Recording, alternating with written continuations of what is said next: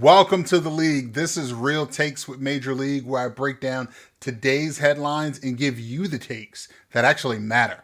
Today we have 3 stories that expose the cracks in our system. Senate Democrats can't help themselves but to sell out. Disney feeling the heat.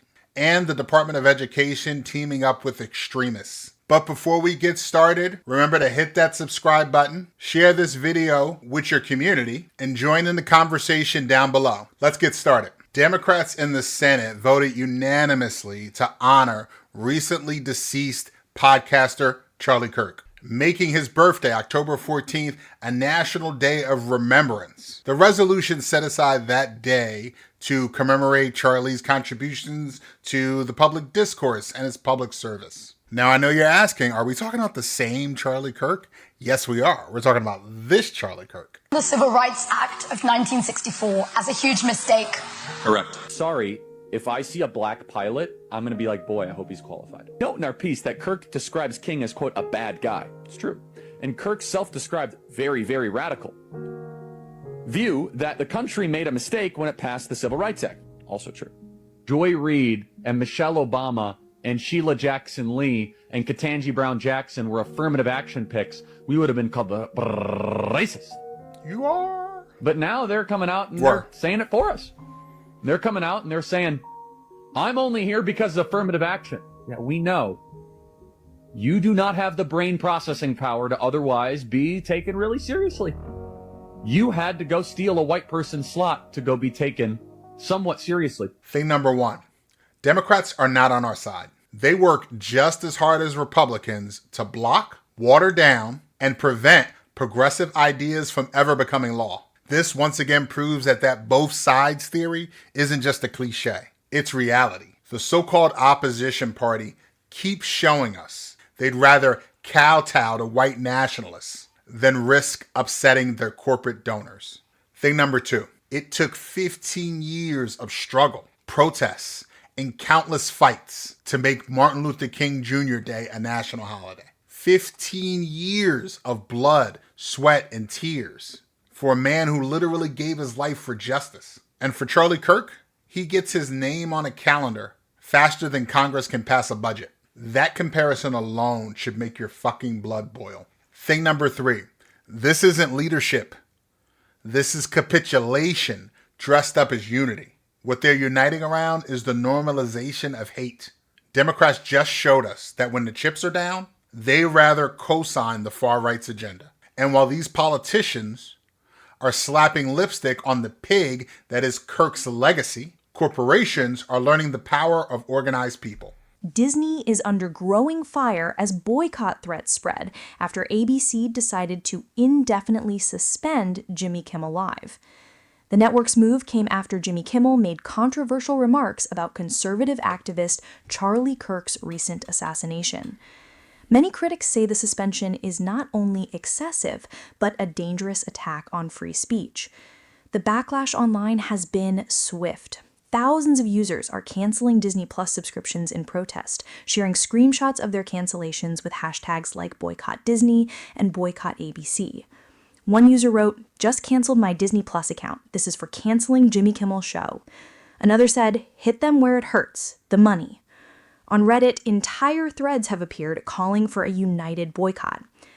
ABC announced that Jimmy Kimmel's show would be pulled indefinitely after he criticized what he called the MAGA gang during his monologue, accusing them of trying to twist the narrative around the tragic shooting of Charlie Kirk.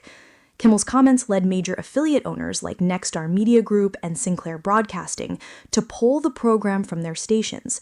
Sinclair went further, demanding that Kimmel personally apologize to Kirk's family and donate to Turning Point USA. Analysts note that both companies are in the middle of business deals that require federal approval, raising questions about whether financial interests influence their decision. Thing number 1.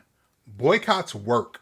Pastor Jamal Bryant called for a boycott of Target, and within weeks, the company saw billions wiped out of its market cap. That kind of organized economic pressure proves that when people move together, corporations have no choice but to pay close attention. Disney is about to find out that same truth the hard way. Thing number 2, nothing lights a fire under corporations like losing market value. Nothing lights a fire like losing grip on their customer base. These huge hedge funds that make up the shareholders of these organizations like Disney don't care about your culture wars. They care about quarterly earnings. So when you walk away from the mouse, you're hitting them where it hurts the most, the balance sheet. And believe me, Wall Street doesn't tolerate losses for long. Thing number 3. But what's really disturbing is how many people just now realized that we have a problem in this country because Jimmy Kimmel got canceled. Not because of Roe versus Wade, not because of the book bannings, but because Jimmy Kimmel got canceled. There are National Guardsmen in the streets of our cities, and people are just finding out that we're in a bad spot. If that's the moment that clicks for you, you've been asleep while the whole nation is burning down around you. Waking America up is absolutely exhausting. And while Disney is feeling the backlash of caving to right-wing extremists, those same extremists are literally handing the keys to your classrooms to white supremacists. Yesterday, the Department of Education announced a new partnership between them and a coalition of organizations who are going to create new civics education for children across the country. Their partnership is with organizations that include Heritage Foundation, Turning Point USA, Moms for Liberty, Prager University, notice a trend here, all very partisan organizations. Civics education is notoriously nonpartisan. And so they are really taking this and only filling this coalition with ultra-conservative organizations who have been amongst Donald Trump's strongest supporters. Thing number 1, let's be clear. This isn't about education. This is about indoctrination. The goal is not to teach kids how democracy works. They are actively dismantling democracy. The goal is to train the next generation to cheer for authoritarianism. This is state-sponsored brainwashing, plain and simple. Thing number 2, Turning Point USA isn't an education group. It's an incubator for incels, grifters, and trad wife cosplay influencers. Their whole playbook is to weaponize ignorance and sell it back to the country as patriotism. Putting them in charge of civics is like asking Big Tobacco to run your health class. Thing number 3, one of the main reasons that we're in this situation is that the vast majority of Americans can't read past the 6th grade level. And instead of fixing that, the government just outsourced civic literacy to Charlie Kirk's frat house of fascism. We don't need more ignorance in the classroom. We have enough. We need the exact opposite. But that is not what this administration wants. So here we are. The Democrats won't save us. Corporations only respond to organized pressure, and the government is happy to hand over our classrooms to extremists.